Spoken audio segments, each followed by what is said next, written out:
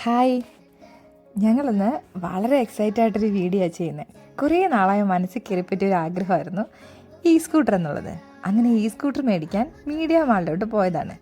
ഇവിടെ വന്നപ്പോഴോ ആകെപ്പാടെ കൺഫ്യൂഷൻ. കുറേയധികം ബ്രാൻഡിൻ്റെ അടിപൊളി ഈ സ്കൂട്ടർ ഇവിടെ ഇരിപ്പുണ്ട്. അപ്പം ഞങ്ങൾ പ്രയോറിറ്റൈസ് ചെയ്യുന്നത് കുറച്ച് വിട്ടും കുറച്ച് സ്പേസും ഒക്കെയുള്ള അത്യാവശ്യം നല്ലൊരു ഈ സ്കൂട്ടറായിരുന്നു. അങ്ങനെ ഞങ്ങൾ സെഗ്മയുടെ Z3 Pro എന്നൊരു ഈ സ്കൂട്ടർ എടുത്തായിരുന്നു.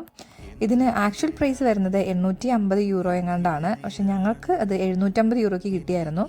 ഞങ്ങൾ ചെല്ലുമ്പോൾ എന്തോ ഓഫർ ഇട്ടേക്കുമായിരുന്നു. 2 വർഷമാണ് ഇതിന് വാറണ്ടി വരുന്നത്. ഈ സ്കൂട്ടറിനൊക്കെ തന്നെ 2 വർഷത്തെ വാറണ്ടി ഉണ്ട് കേട്ടോ. അപ്പോൾ ജർമ്മനിയിൽ ഈ സ്കൂട്ടർ നമുക്ക് 20 കിലോമീറ്ററിനേക്കാളും കൂടുതൽ സ്പീഡിൽ നമുക്ക് ഓടിക്കാൻ പെർമിഷൻ ഇല്ല.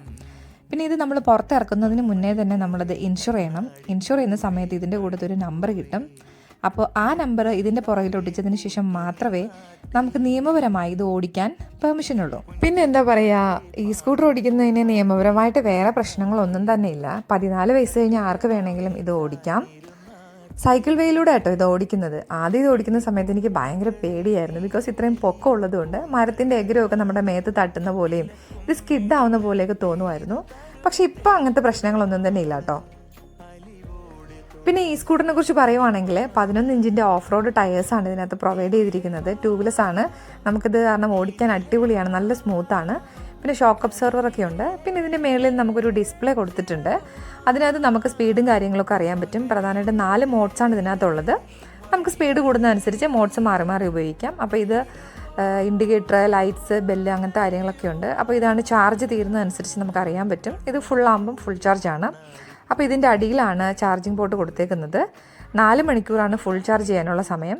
അപ്പോൾ ഫുൾ ചാർജ് കൊണ്ട് നമുക്ക് 70 കിലോമീറ്റർ വരെ ഓടിക്കാം എന്നാണ് കമ്പനി പറയുന്നത്. പക്ഷേ നമ്മളെപ്പോഴും സ്പീഡ് കൂട്ടി ഓടിക്കുന്നത് കാരണം ഒരു 60 കിലോമീറ്ററൊക്കെയാണ് നമുക്ക് മാക്സിമം കിട്ടാറുള്ളത്.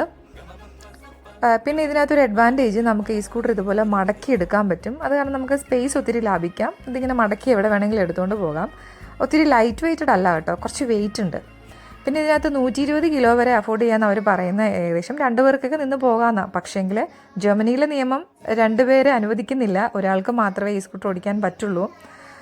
അപ്പോൾ ഇതൊക്കെയാണ് ഈ സ്കൂട്ടറിൻ്റെ വിശേഷങ്ങൾ. എന്തായാലും ഞങ്ങൾക്ക് ഇഷ്ടമായ അടിപൊളിയാണ് ഓടിക്കാൻ വേണ്ടിയിട്ട്. അപ്പോൾ ഇത്രയേ ഉള്ളൂ ഇന്നത്തെ വീഡിയോ. എല്ലാവർക്കും ഇഷ്ടമായെന്ന് വിശ്വസിക്കുന്നു. മറ്റൊരു വീഡിയോയിൽ വീണ്ടും കാണാം. Bye, choose.